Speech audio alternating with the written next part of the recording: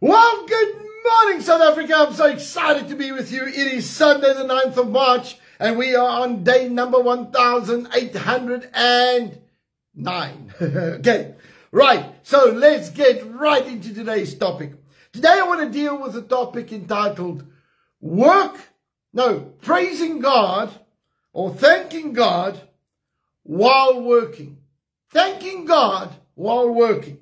Colossians 3:17 states the following. And whatever you do, whatever you do in word or in deed, do all things in the name of the Lord, giving thanks to God the Father through him. So in other words, while I am doing the work that I'm doing it in the name of the Lord. Okay, in other words, I'm doing it under the unction of the Holy Spirit. Okay, I'm doing what God wants me to do. Now that can be your secular thing. Whatever God has gifted you with, whatever it is that you do or say, you should be doing it in the name of the Lord. In other words, you are doing it in line with God giving you the authority. Let me help you understand. If a policeman comes and he stops you, he uses the badge, he's doing it in the name of the police department of the country. So when you are doing something, you are doing it in the name of Jesus Christ. Right? God's kingdom. So what does that mean? It means that I'm doing it in line with what God wants. Make it very simple. Whenever I do it, I'm doing it in obedience to God's word. In other words, I'm doing what God asked me to do. I'm in line with his word. I'm trying to better society, use the gifts to my best ability. But here comes the thing. He says, while you are doing this, give thanks. Give thanks while you're doing this. So while I'm obeying God, doing whatever God has called me to do, like in my case, God has gifted me to teach. So while I'm teaching, yours could be a gifting to fix cars, sell properties, whatever it is that God has gifted you. While you're doing it, you're giving thanks to God. Now, why would I do that? Well, for two reasons. Number one, when I'm giving thanks to God, I'm communicating with the Lord all the time. I'm thanking him that he's given me the ability to do what I'm doing. Secondly, I've also got the health to do what I'm doing. All right. And thirdly, that I'm trying to stay obedient at all times. And so I'm giving God the honor and the glory. And I'm not taking the glory and the honor for the accomplishments or whatever I've done. You must understand, you could say thank you and appreciate it. You know, like when I've been honored for some of my academic work, I've sat down and said thank you very much. But I've always made it clear, and I've made it clear to the public, this is a gift that God gave me. Okay? And everybody, every time they sit down and go, wow, you're a great teacher, I say, remember this. I've got a gift that I'm operating under. It is not just a natural thing. The same happens with you. Every single one of us have got certain giftings. Now, you might not realize that that is important because you might just take it as trivial. For instance, I've seen some people who have been able to sit next to people who are dying.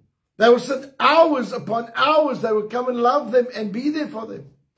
People that have got a gifting to minister to the elderly folk in the old age homes. They'll be there for hours. That is a gifting. Others that have got the ability to bake. And you have no idea how much giving somebody a cookie or a tart or something can brighten up their day and change their perspective just from the fact of somebody cares. So don't underestimate what God has done for you. But at the same time, don't lay claim to it. So as you work, as you go about doing what God has called you to do, remember this, to give thanks all the time.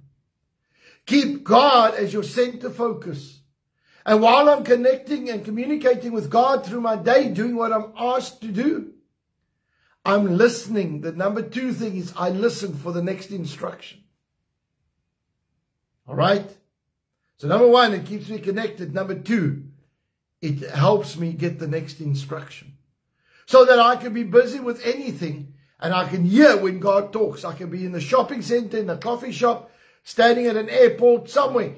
Anywhere I am, I can immediately hear God just spoke to me. Why? Because I'm connected. I'm trying to fulfill what God called me to do. And so this morning when we come around the table, let us ask God to help us to give thanks while we work. Lord, I thank you right now that on the night that you were betrayed, you took bread and broke it and you said, this is my body that was broken for you, take in remembrance of me. You took the cup and you said, this is my body that was broken for you, take in remembrance of me. The body of Christ was broken for our physical and emotional healing. The blood of Christ was shed for our salvation, protection, and provision. And so, saints, as we come around the table, let us celebrate what Jesus Christ has done and is going to do. And let us thank him for who he is. And let us celebrate the fact that we have got giftings and talents that have been given to us to help society. Lord, I ask you please to forgive us of any wrongdoing, any wrong thought, action, motive, or intention.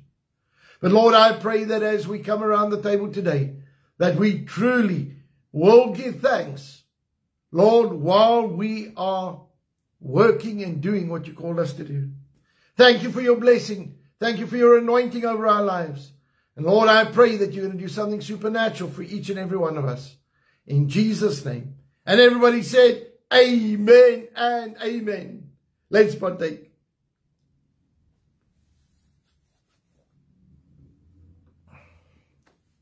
Lord, right now in the name of Jesus, we come before you. Lord, I release the dunamis power of God over our physical bodies. I command every symptom of sickness to go. Thank you, Lord, that we walk in divine health and divine healing as ours. And Lord, I thank you that we can see the power of God operate in our lives. And I thank you for the miracle in Jesus' name. And everybody said, amen and amen. Well, saints, I want to bless you. I want to tell you what a wonderful day it is. What a wonderful time it is to be alive. And I tell you what, we are so excited about the Lord Jesus Christ today. Amen. All right. So I want to just let you know that Pastor John is on at 10 o'clock. I'm on at 6 o'clock tonight. Excuse me. And I want to answer the question tonight. Listen carefully. Why is it when I get a promise that I go through hell? Why is it that when God promises something, then all hell breaks loose in my life? I will deal with that tonight. All right. So understand understand what it is, how to deal with it, and what to do with it. Amen.